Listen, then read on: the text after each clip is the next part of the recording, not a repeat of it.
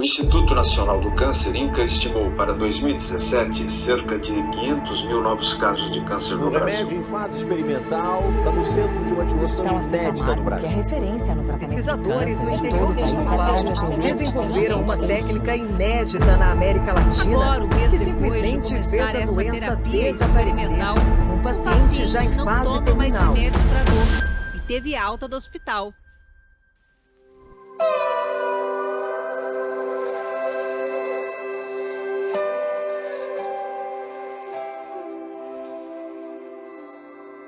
Quando eu tive o primeiro diagnóstico, minha filha tinha 10 anos na época.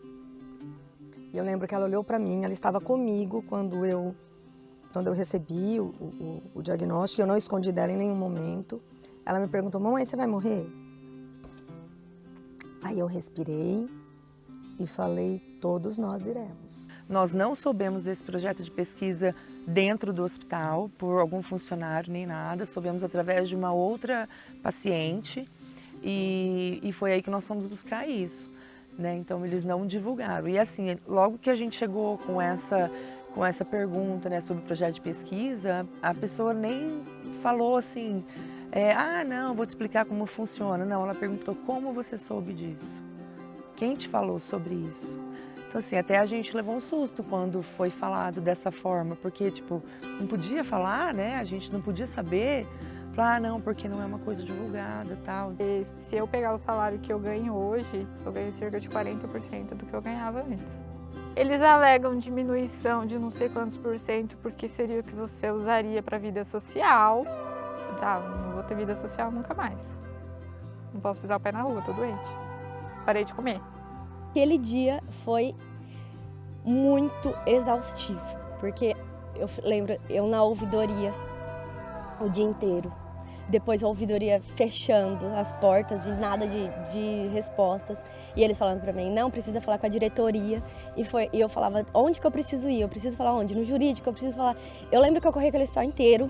Inteiro. O paciente estava onde? Dentro do carro, passando mal, com muita dor, esperando. Pra você ter uma ideia, eu vou toda segunda-feira com ela pra fazer a quimioterapia. Os meus parceiros de serviço, eles ficam sem almoçar. Eles ficam sem almoçar para mim acompanhar ela. Eu nunca imaginei que as pessoas poderiam ficar sem almoço para me ajudar, para me fazer para ir acompanhar ela no tratamento. Isso é toda segunda-feira, eles fazem isso. E aí ele começou a fazer a quimioterapia. Na primeira e a segunda sessão até foi tranquilo, mas depois já começaram a vir os efeitos, né? E aí já tinha vezes dele passar muito mal com o efeito da quimioterapia. Aí veio falta de não aceitação da parte dele, veio fase de revolta mesmo, dele falar que ele não ia se tratar mais, que ele não queria mais o tratamento. Foi bastante difícil, porque tinha fases que ele falava pra gente que era a quimioterapia que estava matando ele.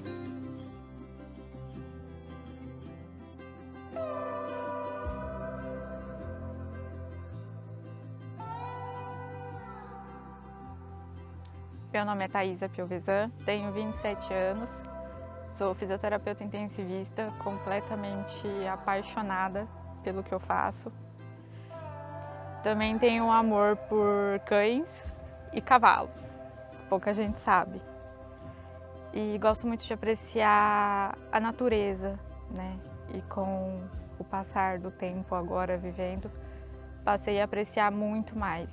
Então, eu falo que eu ganhei um presente de Deus, né? Estava dia 11 de agosto, cheguei para trabalhar, mas um plantão comum, achava eu.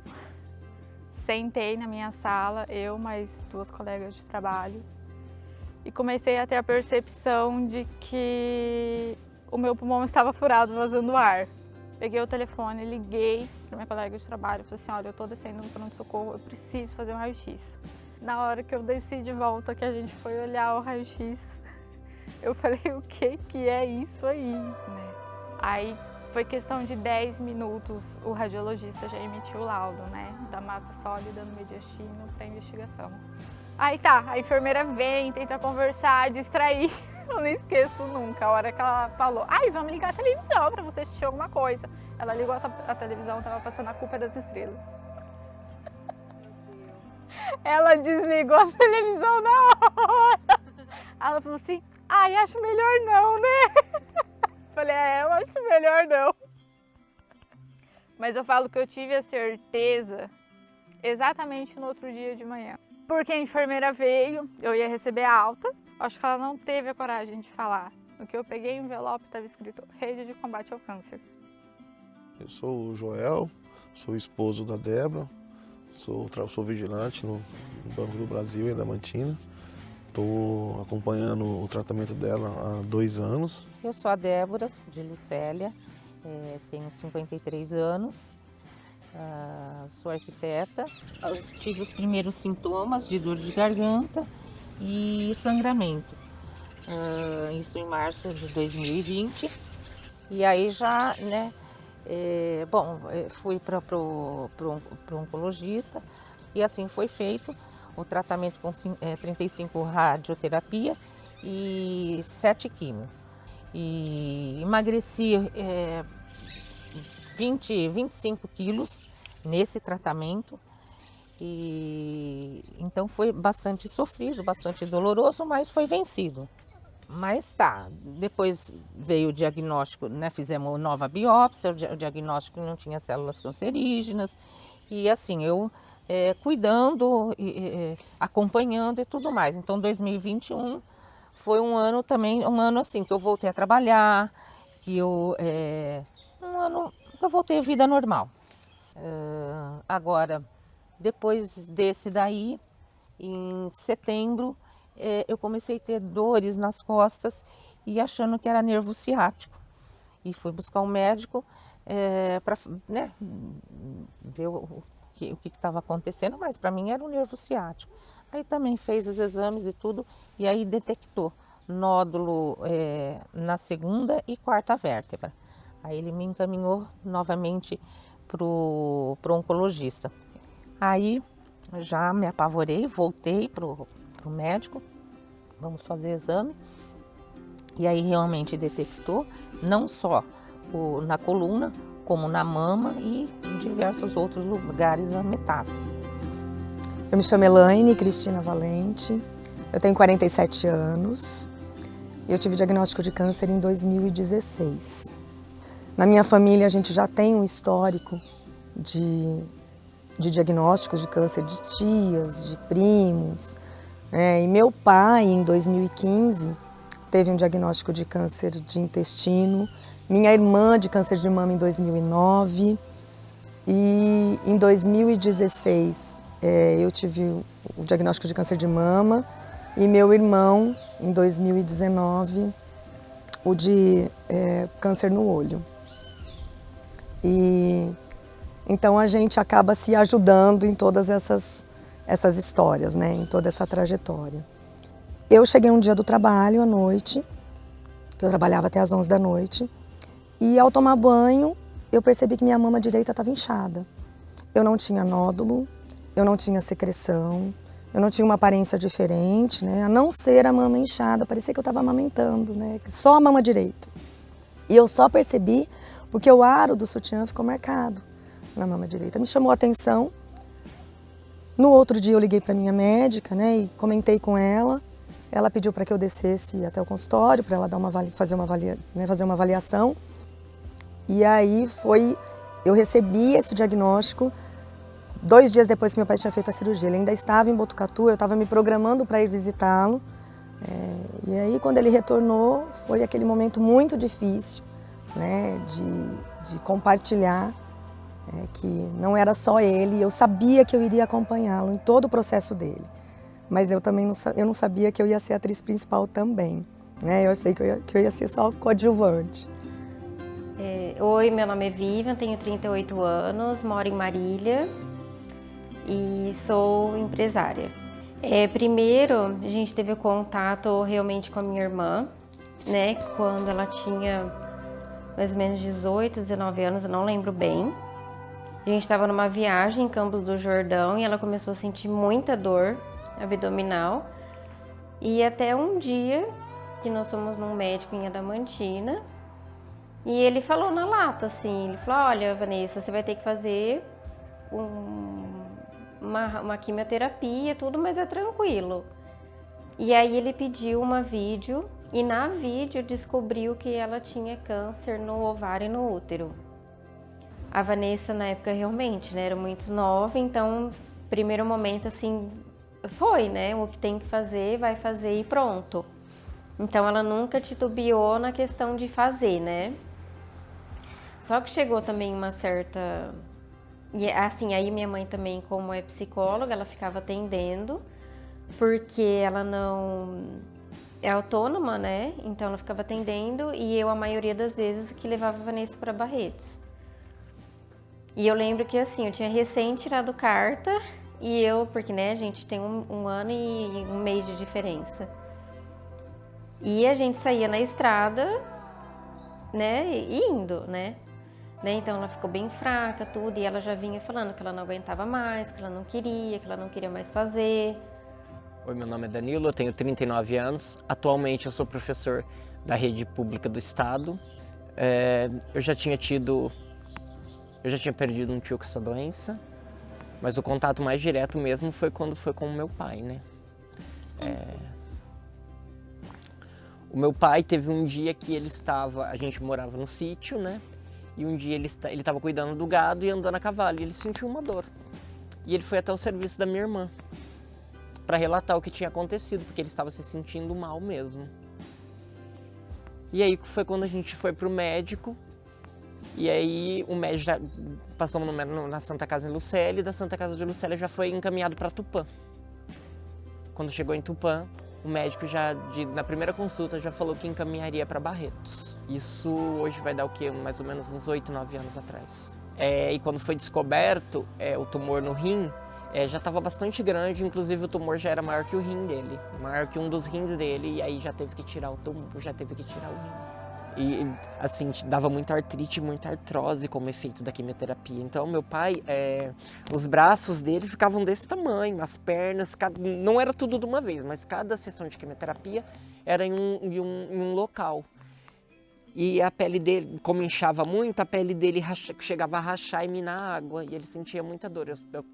Eu nunca tinha visto meu pai chorar na vida por dor. E nessa época a gente via. Meu nome é Tamires, eu tenho 31 anos.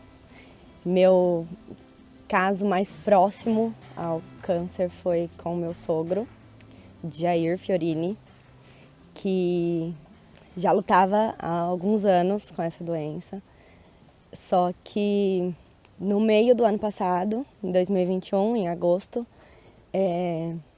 foi diagnosticado com metástase nos ossos e foi onde a nossa maior luta para tentar vencer essa doença e pelo menos prolongar um pouco mais a vida dele, que a gente sabia que já vinha aí uma luta de mais de 15 anos. E a gente começou a tentar procurar todas as formas e todos os tipos de tratamento possíveis para prolongar aí a vida dele, para tentar deixar ele um pouquinho mais com a gente. E foi onde toda essa luta começou. Eu lembro de uma consulta que eu cheguei lá, que a gente já tinha pesquisado, a gente já tinha, inclusive, procurado e pago uma consulta com o chefe de oncologia do Einstein, que a gente foi para poder ver com ele o que poderia fazer, que ele estava na Áustria, acho. E foi uma consulta online e ele falou, não, tenta a imunoterapia, por mais que ele esteja nesse nível, a gente mandou todo o relatório para ele, e ele falou, não, pode tentar, porque há uma possibilidade, há uma chance aí da imunoterapia fazer efeito e ele ter mais uma sobrevida aí de uns 5 anos. E foi o que a gente se apegou e falou, vamos atrás. E tem hospitais que também buscam estudos, né? Usam os pacientes como próprio estudo para tentar uma cura, como o Hospital de São José do Rio Preto, que eles têm um estudo lá que é super renomado, que tem pacientes que estavam assim num estágio já quase morrendo e não tinha mais o que fazer e o paciente se curou com estudos deles. Também foi oferecido pelo SUS. Também oferecido pelo SUS. Só que, assim, o caso tem que ser específico. A gente também deu um jeito e conseguimos levar ele para lá para poder tentar passar pelo médico. Tem muitos tratamentos que o SUS, ele oferece, mas fica escondido. Meu nome é Ziza, eu tenho 44 anos, sou professora de educação física e o meu contato com o câncer foi através do meu pai, que foi diagnosticado em 2003 com câncer de colo retal. E foi um pedaço muito difícil que a gente passou, né, com ele. Eu não tinha passado ainda com nenhum familiar. E o tratamento dele foi todo feito em Jaú, a princípio pelo SUS. E logo depois a gente descobriu um projeto de pesquisa que a gente conseguiu colocá-lo nesse projeto. Não é um projeto que, na época, não era um projeto que era divulgado, né, quando a gente foi atrás desse projeto. Então fizeram um monte de questionamento, como que a gente ficou sabendo desse projeto, eles não queriam falar sobre isso. Foi um tratamento muito bom, que prolongou muito a vida dele e, enfim, teve tem os prós e os contras, né? Então, assim, era um tratamento agressivo, mas foi um tratamento que deu uma qualidade de vida muito boa para ele. E depois, em 2007, a doença voltou novamente no fígado. E então foi uma correria, né, novamente. E a gente foi correr atrás de novo. E então ele viveu mais uns 2 anos aí com a doença, mas também com uma qualidade de vida muito boa, através desse projeto de pesquisa, feito lá em Jaú mesmo. Eu não sei dizer assim, exatamente o porquê que não é divulgado. Não sei se porque talvez muitas pessoas pudessem buscar por isso, né? E não são muitas vagas. Eu me lembro que eram poucas pessoas que eram atendidas ali quando nós estávamos, né? Mas eu me lembro que eram poucas pessoas que estavam ali, assim. E então eu acho que por não ter muitas vagas, acabam não divulgando. Nós não soubemos desse projeto de pesquisa dentro do hospital, por algum funcionário nem nada. Soubemos através de uma outra paciente e foi aí que nós fomos buscar isso, né? Então eles não divulgaram. E assim, logo que a gente chegou com essa pergunta, né, sobre o projeto de pesquisa, a pessoa nem falou assim, não, vou te explicar como funciona. Não, ela perguntou, como você soube disso? Quem te falou sobre isso? Então assim, até a gente levou um susto quando foi falado dessa forma, porque tipo, não podia falar, né? A gente não podia saber. Falar, não, porque não é uma coisa divulgada, tal. Então assim, não dava náuseas, tinha efeito colateral, assim, como essas feridas, por exemplo. As cutículas eram todas feridas, o nariz dele todo ferido, a cabeça, o cabelo caía um pouco, mas não tinha a agressividade da quimio, por exemplo, daquelas de passar mal com náuseas, com vômitos, com essas coisas, não. Então, assim, era uma coisa mais suave. Ele não podia com nada gelado nas mãos, então lavar a mão em água gelada ou pegar uma garrafinha gelada não dava para pegar, porque dava choque, né? Então, tipo, ele pegava, ele até jogava para cima porque ele não conseguia pegar. Então, assim, eram coisas, o principal mesmo eram as feridas que davam, né? Em toda a mucosa, tudo que era mucosa dava ferida. E aí até o momento que teve um dia que minha mãe recebeu ligação de uma conhecida que comentou de um tratamento homeopático que vinha da Argentina. E aí teve um dia, assim, até que a Vanessa orou e falou, assim, pediu para Deus, olha, que se for para eu parar a quimioterapia, né, que então eu pare. E aí na última consulta que ela fez, o médico não sabia mais o que fazer com ela. Porque não tinha mais, assim, eles não viam uma perspectiva, né, de vida nela. Então ela decidiu parar a quimioterapia, não fazer mais e ficar só com o tratamento homeopático.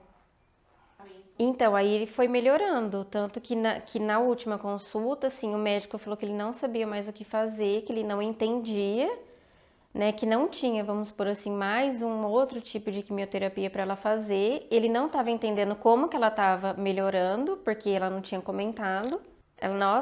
Aí ela terminou, né, o tratamento, fez o tratamento, melhorou muito, aí voltou a fazer faculdade, aí voltou à vida normal, né, como ela tinha, como ela ficou em 15 anos. A gente só teve conhecimento de todas essas outras possibilidades por pesquisa própria, porque não foi informado pra gente.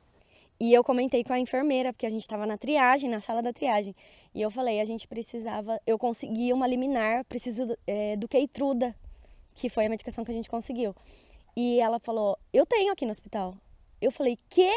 Falei, não, eu preciso disso agora, eu tenho uma liminar, eu tenho uma decisão judicial, com quem que eu falo? Aí ela pegou e falou, não, procura lá na recepção, fala com as meninas e eu tenho aqui, se elas autorizarem eu administro nele já. E aí eu falei, ótimo. E foi assim, nossa, eu lembro que a gente ficou cheio de... Foi, ele ficou todo empolgado e falou, vai lá, Tamires, vai lá. E aí eu corri e aquele dia foi muito exaustivo, porque eu lembro, eu na ouvidoria o dia inteiro, depois a ouvidoria fechando as portas e nada de respostas, e eles falando pra mim, não, precisa falar com a diretoria, e eu falava, onde que eu preciso ir? Eu preciso falar onde? No jurídico, eu preciso falar... Eu lembro que eu corri aquele hospital inteiro, inteiro, o paciente estava onde? Dentro do carro, passando mal, com muita dor, esperando. Assim, aí eles falaram que realmente tinha a medicação no hospital, mas que não poderia ser administrada porque era de outro paciente. E eu lembro que eu ia pro carro e falava, como o senhor tá, né? E ele falava assim, tô aqui esperando, vai dar certo. Então a esperança dele naquele dia foi muito grande.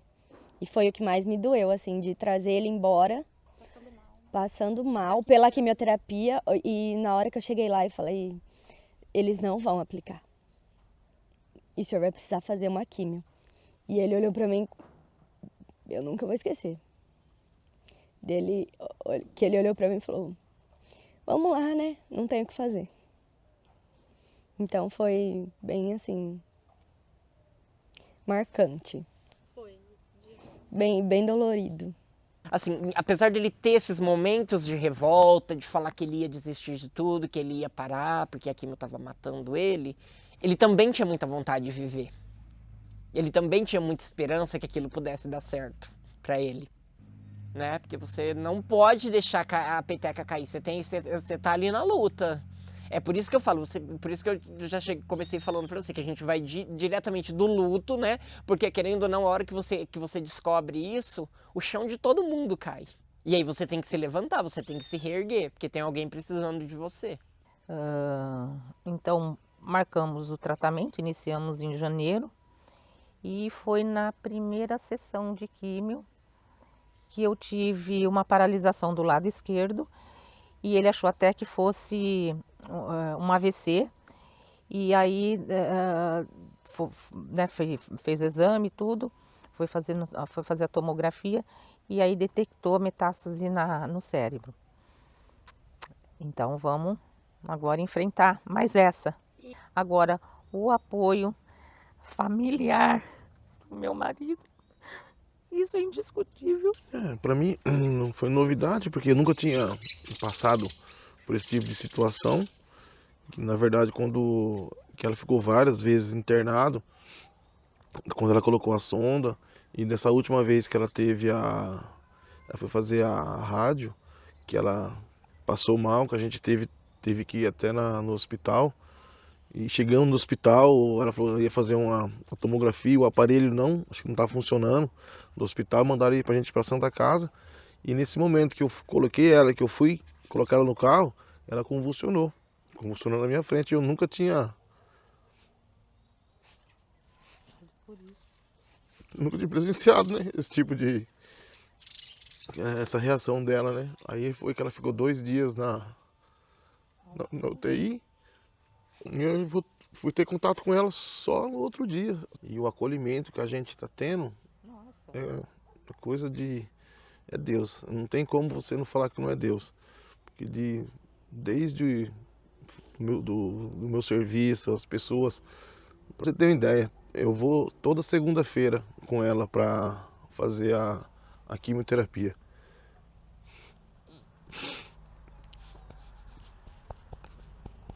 Os meus parceiros de serviço, eles ficam sem almoçar. Eles ficam sem almoçar para mim acompanhar ela. Eu nunca imaginei que as pessoas poderiam ficar sem almoço para me ajudar, para me fazer para ir acompanhar ela no tratamento. Isso é toda segunda-feira, eles fazem isso. Quando eu descobri o câncer de mama, é natural que o chão abre, porque o câncer tem um estigma muito pesado, né? Quando você vê que você não imagina, ninguém imagina que um dia vai ter câncer, mesmo você tendo histórico familiar. Então a gente sempre fica surpresa, né? Então quando eu tive o primeiro diagnóstico, minha filha tinha 10 anos na época. E eu lembro que ela olhou para mim, ela estava comigo quando eu recebi o diagnóstico, eu não escondi dela em nenhum momento. Ela me perguntou: mamãe, você vai morrer? Aí eu respirei e falei: todos nós iremos, porque todos nós iremos, né? Todos nós iremos, filha, mas eu vou fazer o possível que tiver ao meu alcance para que não seja por essa razão e não nesse momento. Na verdade, eu acho que o câncer me trouxe algumas coisas que vale a pena a gente pensar e que a gente não precisa ter o diagnóstico do câncer para pensar. Todos os dias eu olho para o meu atestado de óbito e isso não é fúnebre. Isso me mostra que todos nós estamos aqui e a gente não sabe por quanto tempo. Então, ter esse olhar me faz aproveitar o dia que eu tenho agora, porque é uma bênção. Eu podia não estar aqui, como você não podia não estar aqui, né? Então, isso me traz essa gana e essa vontade, né, de aproveitar o meu dia, independente se existe um evento para que eu aproveite o dia ou se é só um dia de rotina. É um dia a mais que eu estou aqui, com eles, né, e tendo a oportunidade de estar aqui. Eu descobri uma força que eu não sabia que eu tinha. Porque até então, a hora que ele falou, vai cair o cabelo. Bom, comecei a chorar. Já entrei para quimioterapia chorando. A chave vira, a chave vira. Eu falo que para mim a chave virou muito, né? Porque eu saí do lado da profissional que cuida, que acolhe, e passei a ser paciente. Com os planos de ficar noiva, casar, preciso juntar dinheiro, não sei o quê. Aí então eu falo que Deus pegou e falou assim: não, vem cá, senta aqui. Eu acho que a revolta inicial, ela é natural de qualquer ser humano. Hipócrita é aquele que falar que nunca se revoltou, que não se perguntou por quê. O que eu fiz? Eu só estou saindo de casa, o meu trabalho é para ajudar o próximo, né? Até que um dia o meu cirurgião falou: e por que não você?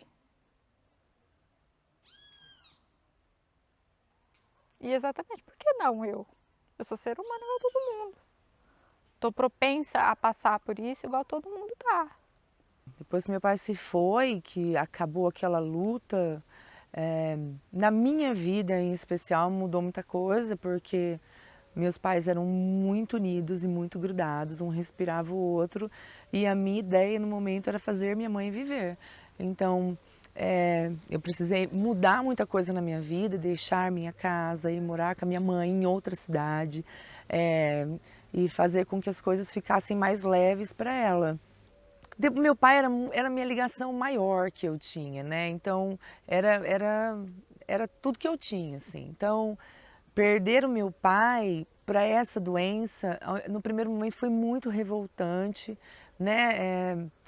E depois, fica a perda que você, tipo, eu falo que eu me sinto muito órfã hoje por não tê-lo mais, nem a minha mãe, então assim, eu me sinto órfã.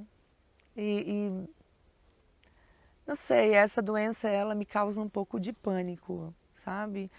Ter isso na família me causa um pouco de pânico, assim. Quando eu descobri a metástase, foi um outro entendimento, porque num primeiro diagnóstico você tem uma esperança, você tem um medo, mas você tem muita esperança, porque está muito impregnado também a condição da cura, né? O curar, e é vendido essa imagem para você. Quando você terminar o tratamento, você vai estar curada, né?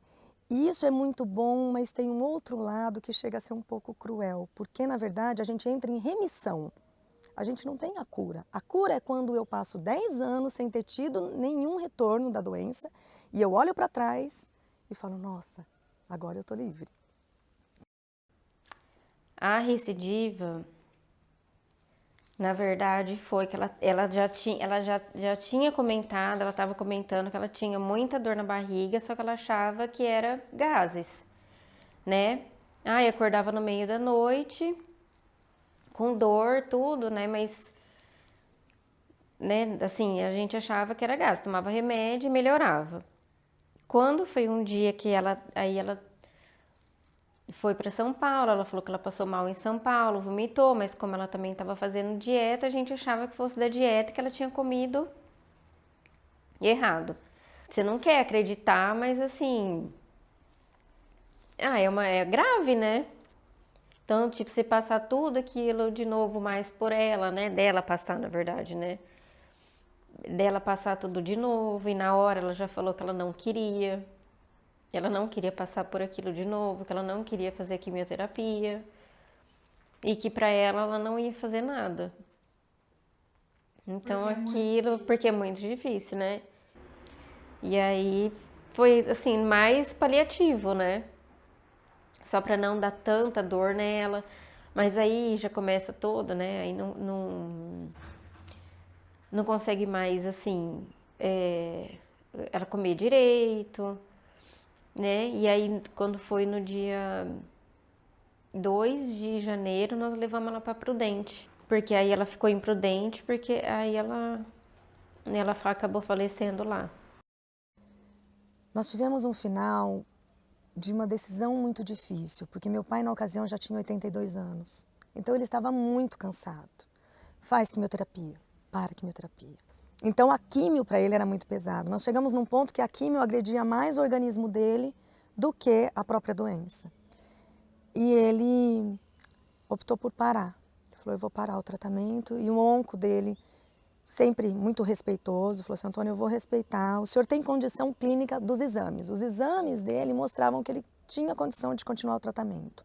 Mas fisicamente ele não conseguia mais. E aí, quando ele optou por parar, nós o apoiamos, né? Porque, na verdade, o que importa é nós estarmos bem. Não adianta também estar aqui sofrendo. Ele falou, não tem qualidade de vida nenhuma. Mas ele teve uma evolução muito intensa, né? Do período que ele parou, acho que 3 meses. Então, às vezes, o que a gente vê relatado por aí, que na maioria das vezes a gente vê o que é mais difícil. Não precisa ser assim. Pode não ser assim. Né? Então, a gente sempre tem que ter esperança. Mesmo na hora de ir embora, nós temos que ter a esperança de que será de uma forma diferente do que a maioria das pessoas falam. Muitas pessoas podem falar, nossa, mas ele está abandonando. Será que ele está desistindo do tratamento? Não é uma desistência. É uma coragem absurda de falar, eu vou estar aqui inteiro, pelo período que me restar. Porque, às vezes, com o tratamento muito pesado, a gente pode estar mais pela metade, sem poder aproveitar, sem ter qualidade de vida, sem estar presente. Cada caso é um caso sempre, né? O que eu acho é que a gente não pode generalizar naquilo que é mais difícil. Eu acho que a esperança tem que estar presente, né? Em todos os momentos.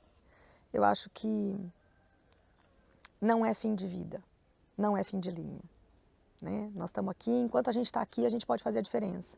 Na vida das pessoas, na vida da nossa família, na nossa própria vida.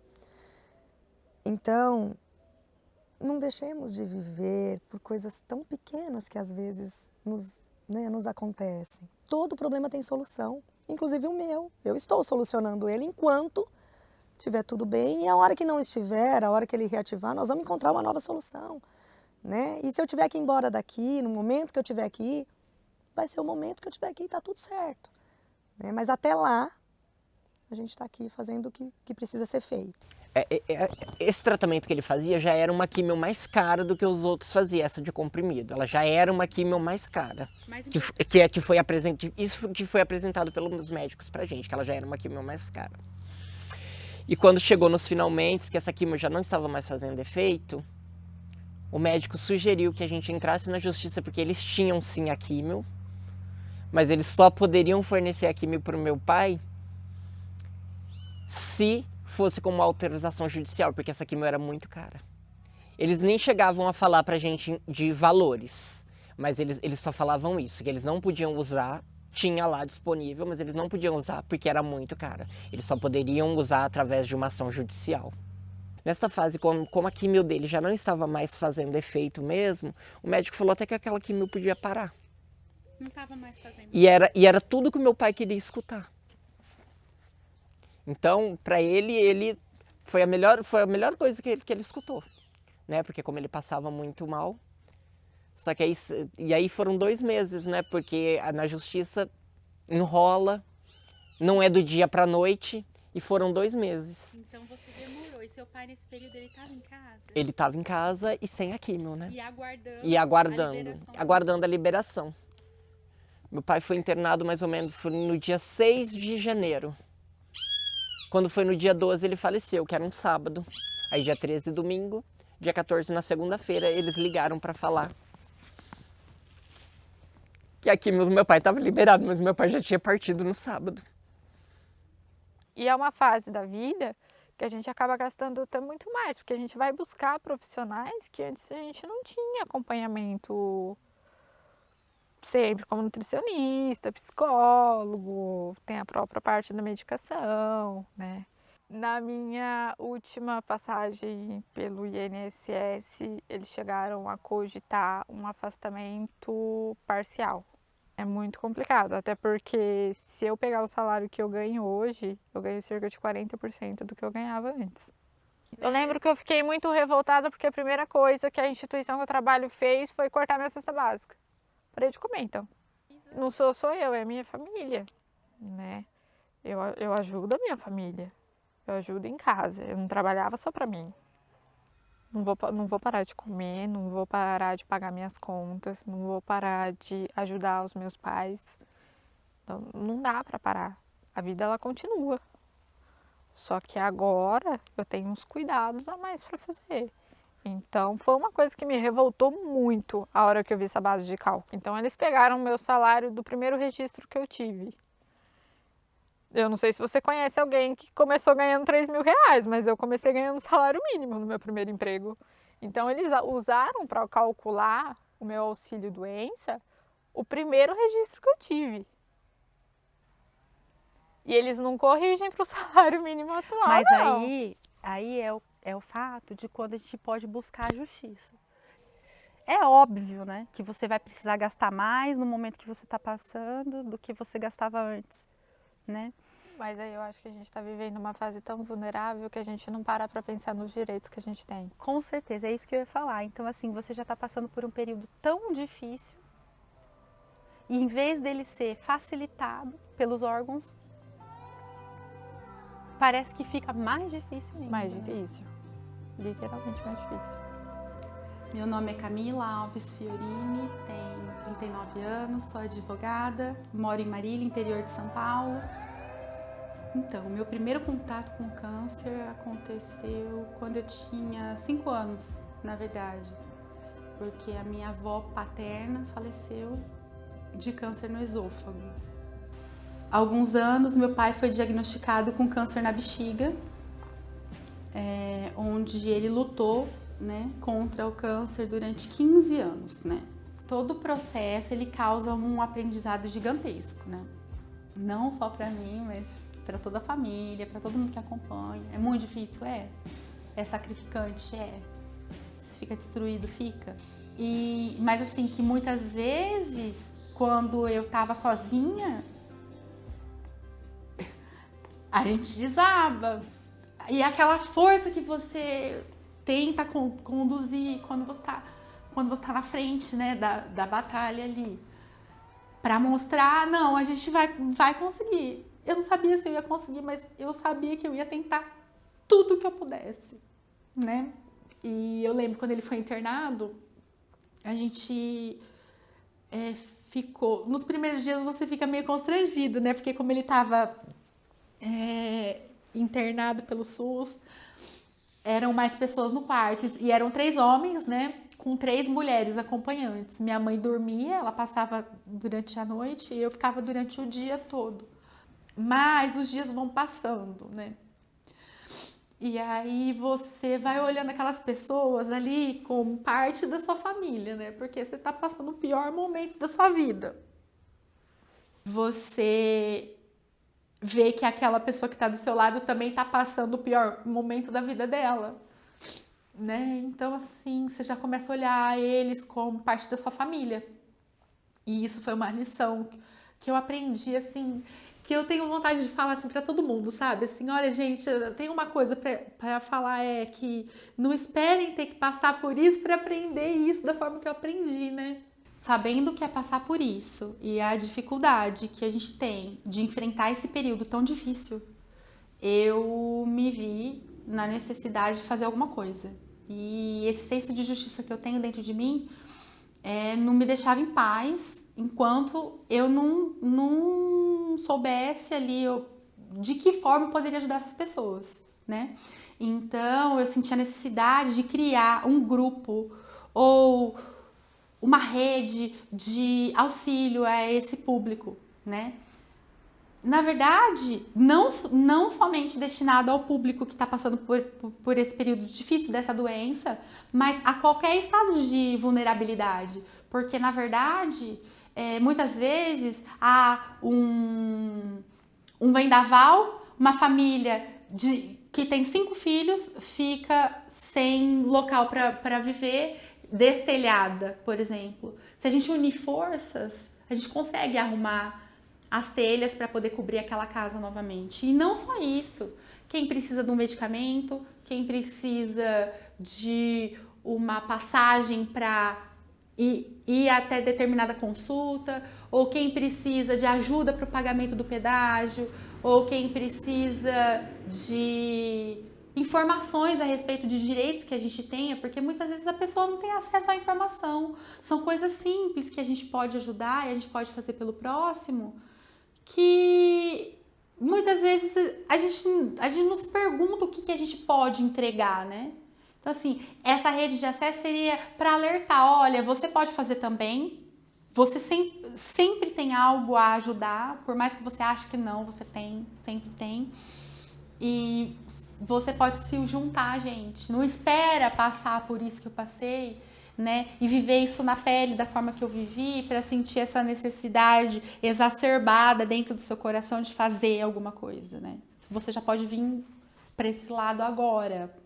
Para quem está precisando de ajuda é um diferencial, é uma boia sendo tacada no momento de afogamento, na verdade, né?